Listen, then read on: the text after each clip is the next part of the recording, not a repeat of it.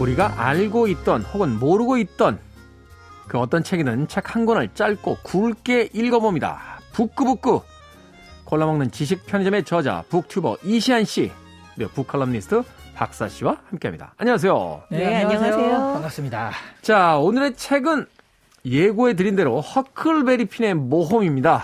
저자는 마크 트웨인, 미국 문학의 아버지다 이렇게 불리는 인물이기도 하고요. 네. 또 유머에 있어서 최고의 그 휴머니스트다.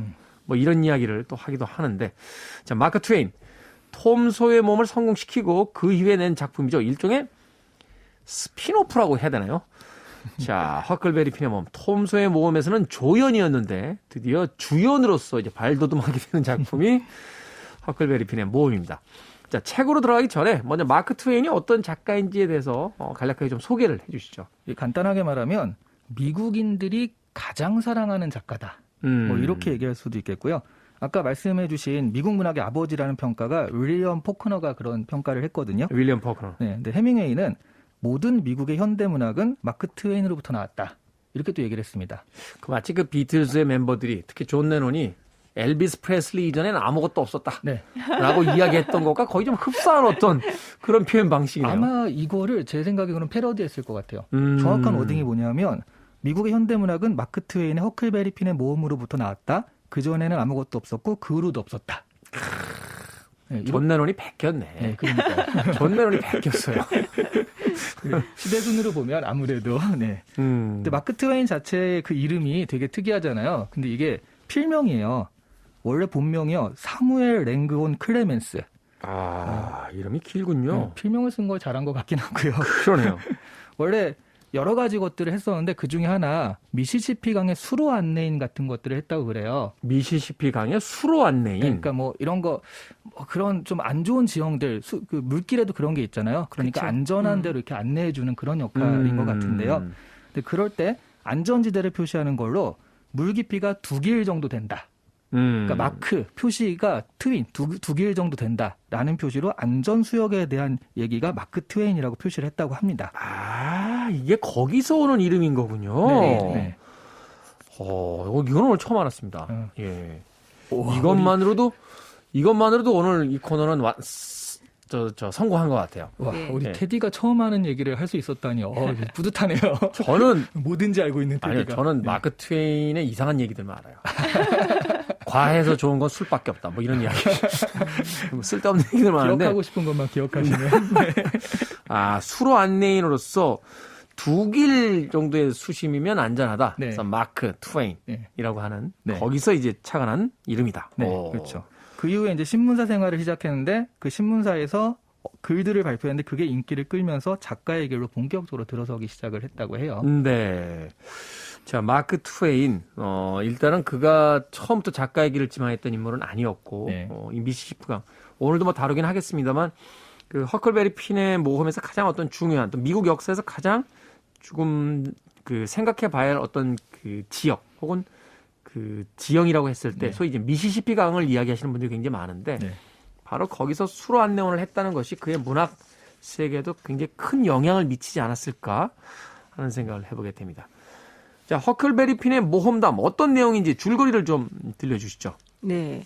이 1851년 미시시피 강이 배경인데요. 네. 이 아버지의 학대를 피해서 달아난 소년인 허클베리 핀과 그 주인이 자기를 팔아버릴 궁리를 한다는 걸 알고 도망친 흑인 노예 짐이 뗏목을 타고 이 미시시피 강을 흘러내려오면서 벌이는 이제 사건 사고 이렇게 아주 좀 간단하게 요약을 할 수 있을 것 같은데요. 네. 일종의 로드무비 같다고 보면 되지 않을까 싶습니다. 그러네요. 네. 이 전작인 톰 소의 모험에서 조연이었던 허클베리 핀이 아까 말씀하신 것처럼 주인공인데요. 이 마지막 난관에서 그 톰 소여가 등장을 해요. 그래서 이제 붙잡힌 짐을 그 탈출시키려고 허클베리 핀에게 협조를 하게 됩니다. 네. 결국은 해피엔딩이 되는데요. 정말 말 그대로 우당탕탕 슬랩스틱 코미디이지만 좀 많은 생각을 하게 하는 그런 작품이에요. 마지막에 그 톰 소의 등장은 약간 데우스 엑스 마키나 같지 않습니까? 네? 문제를 해결하러 온 맞아요. 신처럼 네. 등장을 해서 하지만 정말 말썽꾸러기 신이죠. 네. 그렇죠. 그냥 해결을 안 하죠. 네. 온갖 고생을 다 시키고. 골탕은 네. 다 먹여놓고 해결을 근데 정말 톰스가 등장할 때 그런 느낌 있잖아요. 그러니까 아이언맨과 캡틴 아메리카. 캡틴 아메리카 영화인데 아이언맨이 딱 등장해서 서로 막 주고받는 그런 느낌. 예, 그래서 정말 이런 전통이 이때부터 시작이 된 게 아닌가 하는 생각도 들더라고요. 자, 이 소설의 시대적 배경이 중요할 것 같습니다. 일단은 소년들의 모험담이 어떤 시대를 배경으로 그 시대가 갖고 있는 어떤 문화적인 어떤 분위기라든지 역사적인 어떤 분위기가 어떠했는지를 좀 이해하는 게 이 소설에 조금 깊이 들어갈 수 있는 포인트가 되지 않을까 하는 생각이 드는데 어떻습니까? 이 소설의 시대적 배경이 된 그 1800, 그 40~50년대, 소위 이제 1800년대의 어떤 중반 네. 미국의 분위기. 일단 노예제도에 대해서 그러니까 남북 전쟁이 벌어지기 직전 뭐 이런 얘기를 하잖아요. 그랬을 때는 노예제도도 하나의 그 흔히 얘기하는 그 하나의 그 포인트 그러니까 뭐랄까 논란이 되는 포인트였던 거고요. 네. 남과 북이 갈려가지고 말하자면 상공업과 농업의 어떤 경쟁이라고 할 수 있죠. 그래서 굉장히 미국이 그냥 두 개로 분열되어 있었던 그런 시대였다고 보시면 될 것 같고요. 일단은 뭐 남북 전쟁이 일어나기 전이긴 합니다만 네. 그래도 노예 제도가 미국 사회에서의 어떤 주류적 제도로서 이제 자리를 잡고 있었고 네. 그것을 이제 그 대전제 하에 지리적 배경이 된 이제 미시시피 강. 이 미시시피 강이 품고 있는 또 어떤 함유성 같은 게 있을 것 같은데. 네. 이게 미국에서 두 번째로 긴 강이라고 하거든요. 네. 세계에선 네 번째로 길다고 하네요. 엄청나게 긴 강이군요. 네. 멕시코만으로 흘러드는데요. 정말 뉴올리언즈 남쪽에 이제 거대한 삼각지를 형성을 하는 강인데 이 강에 뭐 증기선, 바지선, 화물선 이런 배들이 진짜 많이 가면서 그 플랜테이션 사업을 거의 이제 뒷받침하는 그런 그 이를테면 정말 중요한 물길이었던 거죠. 네. 네. 그래서 모카나 사탕수수 그리고 공업 제품들이 이제 오간 통로로서의 역할을 했었다고 합니다. 그러니까 그냥 단순한 강이라기보다 어떤 삶의 터전이었던 거예요. 그 당시 사람들에게 있어서는. 네. 개척 시대 가장 중요한 교통수단이 배였잖아요. 예, 그렇죠. 바로 그런 개척 시대 가장 중요한 그런 운송길이었던 거죠. 여기가. 미국의 어떤 산업의 배경이 된 강이기도 하고 네. 또 아까 이야기하셨다시피 미시시피 강을 이제 중심으로 한 어떤 뉴올리언스 지역 같은 경우는 소위 이제 흑인들의 거주지로서 네, 네. 사실 이제 흑인들 소위 뭐 재즈 문화가 이제 꼽히게 되는 네. 그런 공간이기도 하고 또 노예 제도가 있던 시절이고 거기에 이제 강을 따라서 이제 모험을 떠나는 허클베리 핀과 이제 짐이 사실은 모험의 주체이기도 하면서 또 관찰자로서 그렇죠. 이 미시시피 강에서 펼쳐지는 여러 가지 어떤 그 군상들의 모습들을 직접 관찰하고 또 개입하고 또 거기로부터 또 탈출하고 이런 일들이 이제 반복이 되잖아요. 네, 맞아요. 이게 일종의 그 소년들의 모험담, 그 소년들이 읽을 만한 모험담이다라고 생각을 하고들 많이 접근을 하시는데 이게 그 당시에 미국에서는 굉장히 사실주의 문학으로 되게 인정을 받았어요. 네. 네. 자, 근데요, 이 책은 들어갈 때부터 무섭습니다. 경고문으로 시작을 하죠. 이 이야기에서 어떤 동기를 찾으려고 하는 자는 기소할 것이다. 이 이야기에서 어떤 교훈을 찾으려고 하는 자는 추방할 것이다. 이 이야기에서 어떤 플롯을 찾으려고 하는 자는 총살할 것이다. 지은이의 명령에 따라 군사령관 GG라고 되어 있습니다. 이게 뭡니까? 네, 마크 트웨인은 왜 이런 경고문을 그 소설의 초입에 적어 놓은 걸까요? 그러니까 뭐 동기, 교훈, 플롯 찾지 마라 뭐 이런 얘기인데요. 어떻게 보면 그냥 동기니 교훈이니 이렇게 뭐 찾지 말고 재밌게 그냥 즐겨라. 라는 것을 조금 그럴듯하게 쓴 것일 수도 있을 것 같고요. 또 강조하기 위해. 한편으로는 이게 당시 분위기상 되게 위험한 소설이라는 것을 작가가 알았던 게 아닐까 하는 생각도 들어요. 아, 그럴 수 있겠네요. 네, 이 책이 나오고 나서 아주 불건전한 내용이다 라면서 굉장히 비판을 받았거든요. 네. 이 청소년들이 읽기에 부적합하다. 우리 같은 경우 지금 청소년 교양도서인데 네. 당시에는 굉장히 부적절하다라고 얘기했던 게 이 가출을 옹호하고 있고 그리고 거짓말에 도둑질에 비어에 속어에 정말 온갖 종류의 그 아이들이 접하면 안 될 것 같은 문화들이 총집결이 되어 있는 거죠, 이 안에. 게다가 정말 그 당시 굉장히 기독교가 중요했었는데 그런 도덕성의 윤리관 이런 것들을 굉장히 좀 조롱을 하고 있습니다. 그래서 당시에 나왔을 때 피를 굳게 하는 유머다. 하수구의 리얼리즘이다. 천박하고 지런 농담이다. 뭐 이런 아주 비난들이 아주 쇄도했고요. 도서관 장서 목록에서 삭제되거나 금서로 지정을 되는 그런 일들도 있었죠. 당시에는 좀 수모를 당했던 그런 작품이었군요. 네, 네. 사실 이 책을 읽어 나가다 보면 지금이야 뭐 그렇게까지 충격적이지 않습니다만 앞서 이야기해 주신 것처럼 이제 19세기 중반의 어떤 분위기를 본다라면 미국 사회의 근간이라고 하는 이제 그 도덕, 청교도 정신으로서 사실은 그 만들어진 나라잖아요. 그렇죠. 거기에 기독교, 종교의 자유를 찾아온 기독교인들, 거기에 이제 근대의 어떤 상징과도 같은 이제 교육, 이걸 허클베리 핀이 다 부정하잖아요, 사실은. 그럼요. 몽땅 뒤집죠. 거기다 사회의 경제적 기반을 그 이루고 있는 노예제도마저도 이제 부정을 하고 흑인 탈출한 노예와 함께 둘이 이제 말하자면 베가본드가 여행을 간다. 이것 자체가 굉장히 당시의 어떤 그 문단에서 봤을 때는 이 전복적이고 혁명적인 어떤 이야기가 아니었나 하는 또 생각이 드네요. 게다가 그런 주인공은 나올 수 있는데 그런 주인공이 나오면은 보통은 이제 징벌을 받으면서 끝나야 되잖아요. 그렇죠. 그렇죠. 예, 그래야지 전복을 하다니 감히 이렇게 징벌을 받으면 끝나면 되는데 그래야 교훈적 소설이 네. 되지 않습니까? 이거의 전편이라고 하는 톰소의 모험 보면 둘이 그런 식으로 살다가 엄청난 부자가 돼요. 아, 그렇죠. 그 마을의 가장 지식인보다도 그 마을의 가장 지식인이 받는 봉급 정도는 얘네들이 번 돈의 이자로도 이자가 훨씬 많다. 그래서 엄청난 부자가 되거든요. 네. 이렇게 사는 게 오히려 훨씬 좋은 거 아닌가. 이런 권장하는 느낌까지 있어가지고요. 더더욱 그랬었던 것 같습니다. 말하자면 그 엄숙주의에 대한 어떤 마크 트웨인식 유머가 아니었을까 하는 또 생각도 해보게 되는데 사실 그러면서도 이 작품은 굉장히 섬찟한 부분이 많습니다. 술주정뱅이가 아버지가 허클베리 핀을 납치하게 되는 아버지가 아들을 납치하게 되고 거기서 그렇죠. 탈출하게 되고 자기가 이제 죽은 것처럼 가장하고 네. 그리고 그 이후에 이제 펼쳐지는 여러 가지 어떤 그 미시시피 강에서 만나는 그 군상들의 모습들을 보게 되면 네. 사실은 마크 트웨인이 유머가 넘치는 작가였기 때문이지 이게 되게 비관적이고 우울하게 보일 수 있는 부분들도 많지 않습니까? 아, 정말요. 진짜 보고 있으면 그냥 이게 진짜 모험담으로 그려져서 그렇지. 야, 내가 저 시대에 살았으면 진짜 힘들었겠다.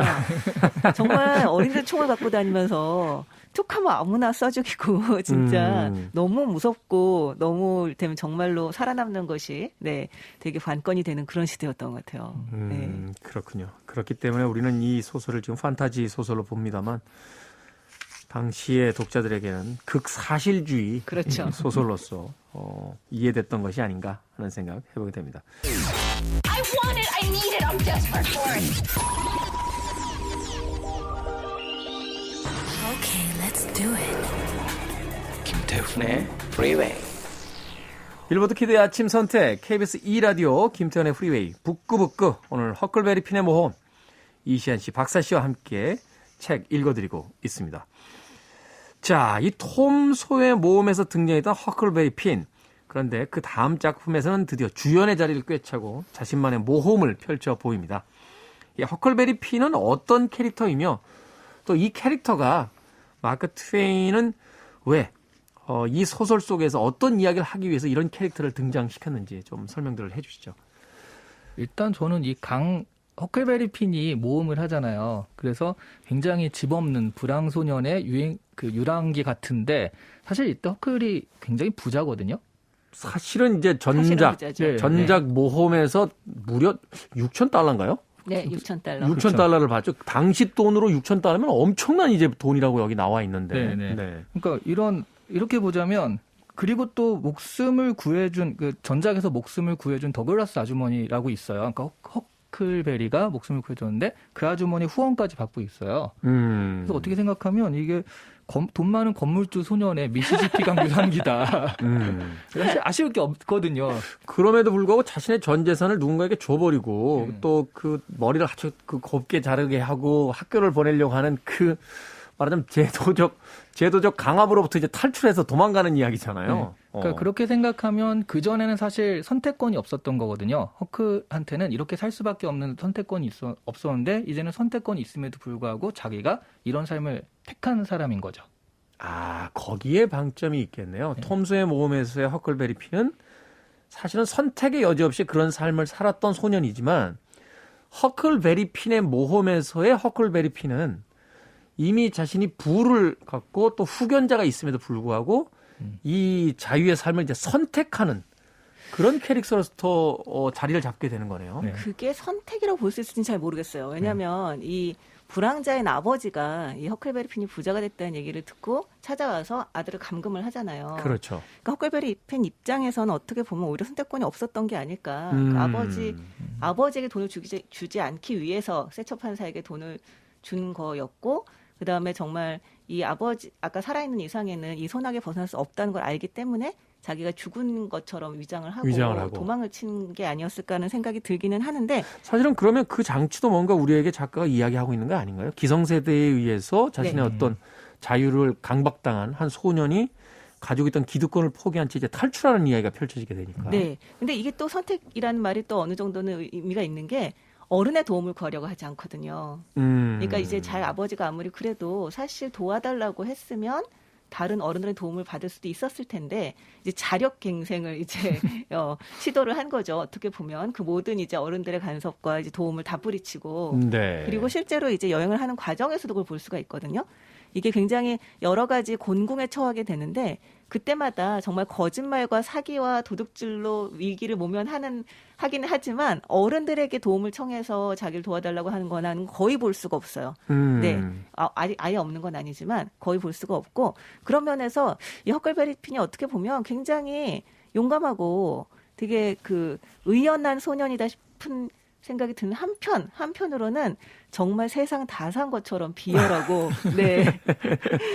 그리고 정말 의문스러운 그런 아이이기도 한 거죠. 달고 다른. 그런데 네. 그것이 결코 밉지 않게 느껴지는 것은 그 사기의 어떤 그 질이 누군가 인생을 파멸시킨 이런 게 아니라 단지 그 앞에서 자신의 어떤 위기를 모면하기 위한 뭐 이런 형태로서 이제 유머러스하게 펼쳐지기도 하고, 네. 또한 그의 핍박 자체가 그 자신의 아버지로서 상징되는 그 어른들에 의해서 이제 시작이 됐다는 걸 감안해 본다라면 그의 그런 어떤 일탈과 반항이 일종의 생존을 위한 정당한 투쟁처럼 또 느껴지기도 하잖아요. 맞아요. 그것도 그렇고요.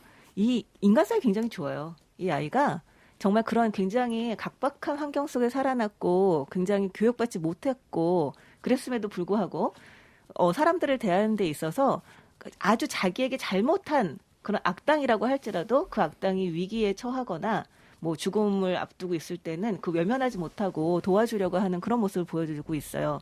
사실 짐과의 관계도 이때 당시에는 이제 노예제도가 굳건하던 시절이기 때문에 노예를 도망시킨다는 게 굉장히 큰 죄다. 중범죄죠. 네. 그걸 자기가 알고 있고 자기가 그 노예의 주인인 그 노처녀 왓슨이라고 하는 왓슨. 네. 그분에게 배신을 하는 것이다라고 하는 괴로워함에도 불구하고 결국적으로는 짐을 도와주는 걸 선택을 하게 되는데 그런 갈등에 있어서도 굉장히 인간적인 모습을 보여주죠. 그런 부분이 이 소설을 좀 더 사실적으로 만드는 게 아닌가 하는 생각이 드는데 단순한 어떤 영웅주의적 모험의 이야기가 아니라 네. 사회의 어떤 부조리에 무조건 저항하고 거기서 탈출시킴으로써 어떤 쾌감을 선사하는 게 아니라 늘 현실적인 고민에 부딪히면서도 자신이 옳다라고 믿고 있는 것을 계속 추구해가는 그런 어떤 모습들이 오히려 또 담담한 어떤 감동을 주고 있는 게 아닌가 하는 또 생각이 들었는데. 네. 그리고 그런 것들이 또 재밌는 건 학교의 교육과는 별개로 맞아요. 어떤 자신의 어떤 윤리나 기준이나 잣대들이 학교 교육과는 따로 놀고 그냥 자신이 생활 속에서 체득해서 이런 것들을 가지게 되는 거잖아요. 네. 그런 부분들이 오히려 제도 교육에 대한 좀 비판으로 읽히기도 합니다. 저는 그래서 여기 톰 소여하고 비교를 해보면 오히려 톰 소여가 굉장히 좀 평면적인 인물처럼 보여요. 톰 소여는 아주 영리하지 않습니까? 제도권에서의 자기 위치를 정확하게 이해하고 그것을 굉장히 영리하게 이용하는 소년인데. 네. 게다가 굉장히 많은 걸 읽었죠. 모험담들을 읽고 그 모험담들을 자기의 그 현실 속에 끌어들이려고 온갖 종류의 이제 막 거칠애나 막 이를테면 절차나 이런 것들을 만드는 과정을 볼 수가 있는데요. 그에 비해서 톰 소여는 허클베리 핀은 정말 자기의 삶에서 이제 체득한 지혜, 정말 살면서 몸으로 겪어 체득한 지혜를 자기 삶에서 구현하려고 하는 모습이 보여서요. 오히려 굉장히 입체적인 인물로 저는 좀 다가왔어요. 책을 보고 나서 그런 생각이 들더라고요. 그 마크 트웨인이 자신의 지금 현재 살아가고 있는 모습은 톰 소여 같은데 실제로 살고 싶은 모습은 허클베리 핀으로서 그려냈던 게 아닌가. 뭐 그런 생각도 해보게 됐습니다. 마크 트웨인이 그렇지 않아도 항상 자기 꿈이 미시시피 강에 뗏목 생활하는 거라고 그렇게 얘기를 했다고 하더라고요. 아니 근데 이 책을 보면 저도 좀 해보고 싶어요. 좀 재밌을 것 같아요. 막 그 강물에 얼마든지 뛰어들어서 놀다가 올라와서 뭐 생선 구워 먹고. 막상 해보면 모기 때문에 싫으실 거예요. 우리에게는 한강이 있습니다. listening to one of the best radio stations around. You're listening to 김태훈의 Freeway. 북칼럼니스트 박사 씨 그리고 북튜버 이시안 씨와 함께 북구북구 허클베리 핀의 모험 읽어보고 있습니다. 자, 짐에 대해서 이야기 안 할 수 없습니다. 흑인 노예의 캐릭터인데 아이러니한 것은 이 모험을 통해서 오히려 짐이 이 허클베리 핀에게 더 많은 가르침을 주는 일종의 이제 멘토의 그 역할을 또 수행을 하잖아요. 그렇죠. 예, 이 흑인 노예 짐에 대한 캐릭터 좀 소개를 해주시고 또 허클베리 핀과의 어떤 관계에 대한 이야기를 좀 더 나눠보는 게 어떨까 싶은데요. 네. 그 당시에 근데 이때 나오는 짐에 대한 묘사랑 그때 당시에 흑인에 대한 묘사가 좀 달라요. 아, 그렇습니까? 네, 그때 당시에 보통 흑인들은 조금 이렇게 얘기하면 그렇지만 좀 덜 떨어지고 뭔가 말도 어눌하고 그런 식의 흑인으로 묘사되는 경우가 많거든요. 그 전형이라고 했을 때. 근데 여기서의 짐은 그렇지 않잖아요. 그러니까 우리가 번역을 할 때는 약간 말을 그렇게 뭐 되게 유창하게 하는 듯이 번역하진 않지만 내용이나 이런 아까 말씀하신 대로 어떤 멘토의 역할도 하고 그다음에 우정이죠, 우정. 허커의 우정도 같이 쌓고 이런 모습들을 봤을 때 당시의 흑인들 묘사와는 좀 다르게 이 묘사한 것 자체가 이미 굉장히 파격이었다라고 할 수 있을 것 같아요. 근데 이 방송 들으시는 분들이 이 말을 들으면 네. 조금 오해하실 것 같아요. 네. 왠지 현자 캐릭터 막 이렇게 볼 것 같은데 그렇진 않습니다. 그렇진 않죠. 전혀 네, 그렇지 네. 않고요. 굉장히 미신도 믿고 어떻게 보면 굉장히 어리석고 그리고 이제 뭔가 뭐 이렇게 하면 재수가 없어 막 이런 것들이 굉장히 매여 있고 그리고 이제 속기도 잘 속고 그러니까 말씀하신 것처럼 사실은 그런 교육받지 못한 흑인의 어떤 어리석음이라고 하는 걸 갖고 있지만 결정적인 순간에 굉장히 현명하죠. 그렇죠. 네, 네. 지혜가 있죠. 네, 네. 그래서 이 허클베리 핀이 짐을 대할 때 약간 마치 어린애를 대하는 것처럼, 그러니까 짐이 속고 있으면 굳이 그 오해를 풀어주려고 하지 않거나, 아니면은 짐이 뭔가 이렇게 그 같이 위기했을 때 좀 놀리거나, 약간 어린애를 대하는 것처럼 하지만, 그걸 즐기죠. 그러면서도 예, 그렇죠, 즐기죠. 그러면서도 이야기 중간 중간에 어떨 땐 굉장히 똑똑하다, 짐이. 라고 하면서 또 그런 모습을 보일 때는 그것에 대해서 편견을 가지지 않고 네. 뭐 이를테면 어리석은 흑인이 뭘 알겠어 뭐 이런 식의 태도 전혀 없이 정말 그 짐이 지혜를 발휘할 때는 그걸 또 온전히 또 받아들이는 그런 모습을 볼 수가 있죠. 사실 마크 트웨인의 생각도 복잡했을 것 같아요. 미국의 어떤 건국 이념 자체가 자유를 찾아서 왔는데 또 다른 제도와 도덕이 형성이 되고 그것을 통해서 자유를 찾아온 사람들이 가장 그 자유에 반하는 노예 제도를 자신들의 산업의 어떤 기반으로 삼고 있고 이런 그 자신의 현실의 어떤 미국의 모습을 보면서 이 허클베리 핀의 모험에 등장하는 여러 캐릭터들을 아마도 그런 의미로서 좀 그 만들어내고 또 관계 맺기를 좀 시도했던 것이 아닌가 하는 또 생각도 하게 되거든요. 그리고 재밌는 게요. 허클베리가 이제 짐을 도와줄 때 마지막에 이거 배신해야 돼 말아야 돼 하다가 그래 내가 지옥에 가는 한이 있더라도 배신할 수 없다 이렇게 결심하는 장면이 나오잖아요. 네. 그 문장도 사실은 당시 기독교 이 매체에 굉장히 크게 공격받았잖아요. 지옥에 갈지라도. 그럼요. 금서가 될 만하죠. 그 당시로서는. 근데 이게 재밌는 게 사실은 도망노예랑 같이 갔을 때 법적으로 문제가 돼가지고 내가 감옥에 가더라도 도와주겠다라고 결심하는 거는 이해가 가는데 지옥에 가더라도 이렇게 표현했다는 건 당시에 노예에 대해서는 이거는 법이나 그런 것의 문제가 아니라 윤리의 문제였다라고 보이거든요. 그렇게 교육받았겠죠. 네네. 네. 그러니까 이거는 뭐 악이다. 노예를 도와준 건 악이다. 선과 악의 문제. 법을 어기고 말고의 문제가 아니라 그렇게 교육을 받았었을 때 이렇게 행동할 수 있었다는 것 자체가 굉장히 좀 그때 당시로서는 진보적인 인물이었던 것 같아요. 그러니까 지금 생각해보면 굉장히 놀라운 게 지금 우리는 이제 노예제도가 문제가 있다는 걸 다 알고 있고 흑인과 백인 뭐 이를테면 그런 뭐 여러 가지 인종이라던가 이런 것들이 그 차별할 만한 이유가 전혀 없다라는 걸 알고 있지만 네. 당시 사람들한테는 그게 너무나 기정사실이었던 거죠. 당연한 흑인은, 어떤. 네. 그래서 이렇게 그 왜 미시시피 강을 따 내려오면서 많은 사람들을 만나는데 그 만나는 사람들이 어떤 사람은 되게 좋은 사람도 있고 뭐 나쁜 사람도 있지만 그렇잖아요. 근데 그 좋은 사람들조차도 그 노예제도 자체에 대해서는 전혀 의심하지 않는다는 거죠. 노예들과 이를테면 중간에 내려오던 과정 중에서 한 가족을 이제 사기치는 얘기가 나와요. 네. 이제 아름다운 이제 그 자매들이 아버지를 잃고 이제 남겨져 있는데 그 이제 자매들한테 사기를 쳐서 돈을 이제 빼앗으려고 하는 장면이 나오는데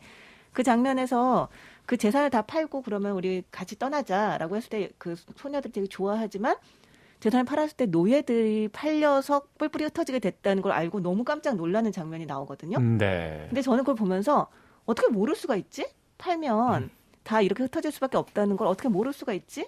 라는 생각을 했는데 그 당시에 이 사람들에게는 완전히 괴리가 되어 있는 생각이었다는 거죠. 그냥 삶에서 만나면서 뭐 수다도 떨고 얘기도 하면서 같이 살고 있는 흑인과 재산으로서의 흑인 이 생각이 머릿속에서 완전히 분리가 되어 있었기 때문에 이게 가능하지 않았나라는 그런 생각을 좀 하게 됐어요. 그렇죠. 사실 생각해보면 우리가 조선시대에 뭐 위대한 학자다, 인본주의자 정치인이다 이렇게 역사책에서 배우는 인물들도 신분제도에 대해서는 뭐 특별한 얘기를 안 했잖아요. 그럼요. 노비가 있었던 그 신분제도를 그냥 당대의 어떤 윤리로서 아무런 그 비판 없이 받아들였던 그런 인물들이기 때문에 사실 우리의 생각이 자신이 속해 있는 그 시대의 어떤 제도나 도덕을 넘어서서 생각하기라는 그렇게 쉽지 않은 것이 아닐까 하는 또 생각을 또 맞아요. 해보게 됩니다. 네. 그런 의미에서 또 한편으로 이 허클베리 핀의 모험을 쓴 마크 트웨인의 생각이 얼마나 전복적이며 얼마나 당시의 사람들에게 혁명적으로 느껴졌을까. 당연히 화들짝 놀라서 표현의 자유가 있더라고 하는 그 미국에서도 금서 목록에 올라가고 학생들이 절대로 봐서는 안 되는 책이다라고 이야기했던 게 아닌가 하는 또 생각을 해보게 됩니다. 그러고 보니까 이 허클베리 핀의 모험이 여러 가지 형태의 어떤 원형이 되네요. 남성 두 명의 어떤 버디 무비 같은 그런 느낌도 네. 있고 사실은 그 중간중간에 그 막 거친 언행을 하는 허클베리 핀을 이렇게 보다 보면 2회 나오게 되는 이제 J.D. 셀린저의 그 호밀밭의 파수꾼의 어떤 그 원형의 어떤 모습을 허클베리 핀에서 발견했던 건 아닐까 하는 또 생각도 해보게 됐는데. 네. 어쨌든 뭐 이 소설이 그 노예제도가 있는 때를 배경으로 하고는 있지만 이 소설이 나온 건 어쨌든 노예제도가 이제 폐지되고 난 이후기는 해요. 네. 그래서 사람들이 다 노예제도가 문제가 있다는 건 알고는 있었겠죠. 하지만 만약에 허클베리 핀이 마치 정말 뭐 선동가처럼 아니야, 뭐 노예제도는 필요가 없어.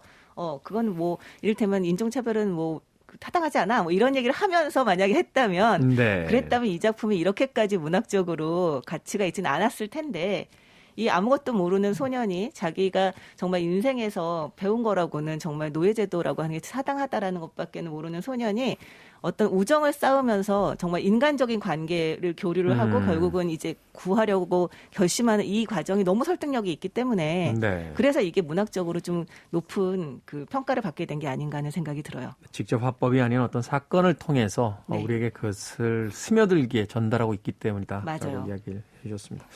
대단한 건요. 마크 트웨인이 이 책 쓸 때 나이를 찾아봤더니 거의 50이 다 됐는데 어떻게 이렇게 소년들의 이야기를 그렇죠. 모르겠어요. 또 당시의 소년들은 아니야 이건 우리가 막 이거는 어른들이 생각하는 소년 이렇게 생각할 수도 있겠습니다만 작품 내에서의 그 소년의 모습은 그 중년의 한 남성 작가가 썼다고 믿기지 않을 정도로 아주 그 생기발랄하며 어떤 거침없는 그런 모습들이 굉장히 인상적이었습니다. 철이 없었겠죠. 사실 마크 트웨인은 그 말년까지의 어떤 이렇게 일화를 보면 네. 정말 철이 없이 살다가 네. 그런 작가가 아닌가. 네, 저는 왠지 납득이 됩니다. 자, 해밍웨이는 미국의 모든 현대문학은 허클베리 핀의 모험이라는 책 한 권에서 비롯됐다라고 이야기했다라고 앞에서도 설명을 해주셨었는데, 자 그렇다면 이 작품이 왜 위대한 작품인지 또 우리가 왜 이 책을 다시 한번 21세기에 떠올려 봐야 되는지 한 줄의 추천사를 통해서 저에게 좀 정리를 좀 해주십시오. 한 줄이요. 네. 알고 읽으면 의미가 가장 다른 책 중에 하나입니다. 아, 어떤 의미죠? 그러니까 허클베리 핀의 아까 우리 소년의 모험 그렇게 읽으면 그거 자체 재밌는데 근데 당시에 뭐 노예라든가 아니면 우리가 여태까지 했던 이런 이야기들 알고 읽으면 와 이거에 이런 의미가 담겨 있어? 그래서 그러네요. 그게 좀 굉장히 다르게 느껴지는 작품 중에 하나인 것 같아요. 그러네요. 어릴 때 이 책을 읽었을 때는 그냥 15소년 표류기와 같은 어떤 그냥 모험담으로만 읽었었는데 지금에 와서 이 책이 왜 이렇게 위대한 작품인지 비로소 알게 됐습니다. 박사 씨도 한 줄 추천서 부탁드립니다. 뭐 재미있습니다. 그 정말 소년의 모험담으로 생각하고 읽어도 굉장히 재미있게 읽을 수 있는 책이에요.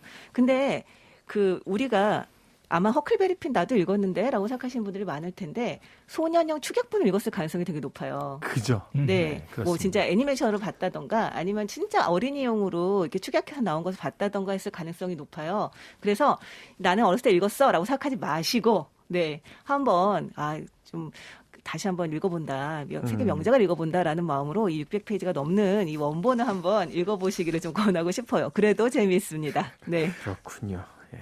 저는 셜록 홈즈 언약본 읽고 나서 깜짝 놀랐어요. 셜록 홈즈가 이런 인간이었구나. 그렇죠. 많이들 놀라죠. 예, 옛날에 우리가 봤던 그 소설 속의 인물이 아니구나 하는 네. 생각이 들었어. 자, 토요일의 코너 북구북구 마크 트웨인의 허클베리 핀의 모험 함께 읽어봤습니다. 자, 다음 주 책 예고해드립니다. 레이먼드 카버의 대성당입니다. 하드보일드한 그 문체가 뛰어난 그런 작가로서 알려져 있는데 여러분도 한번 읽고 같이 이야기 나눠보는 건 어떨까 싶습니다. 북튜버 이시안 씨, 북칼럼니스트 박사 씨와 함께 북구북구 진행해봤습니다. 다음 주에 뵙겠습니다. 네, 감사합니다. 고맙습니다.